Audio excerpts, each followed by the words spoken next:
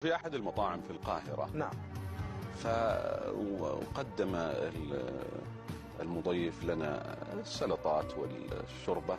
فكنت من باب الطرفة أقول له يعني احنا شبعنا من السلطات والشوربة. نعم. والأكل الرئيسي ما جاء، يا ليتك تلف لنا الأكل وناخذه، احنا ساكنين بجوارك، الطرفة يعني. نعم.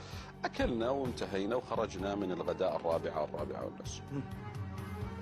لم أشعر بأني فقدت حاجياتي أبدا، لأني وصلت منهكا فنمت مساء. استيقظت بعد المغرب طبعا باعتبار صلاة جمعا وقصرا. عملنا القهوة فطرق الباب. السلام عليكم. السلام. في حد سعودي هنا؟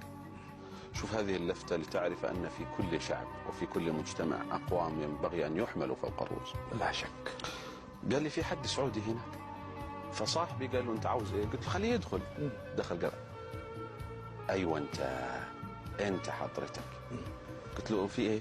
قال في حاجة وقعت منك. فأنا فزعت إلى الغرفة، بحثت إذا بالمحفظة والجوال وأغراضه كلها مفقودة.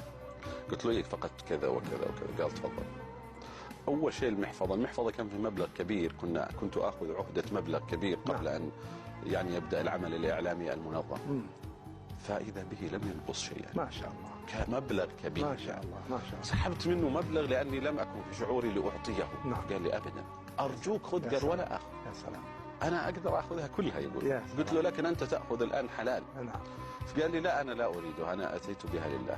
شوف ليس هنا الموقف الحقيقة الأعجب. نعم. قلت له كيف عرفت أني هنا؟ نعم.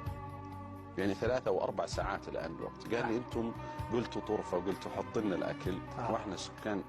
فمنذ خرجت وأنا ماسك المساكن المجاورة للمطعم واحدا واحدا، نأتي للبواب أقول له في حد سعودي هنا؟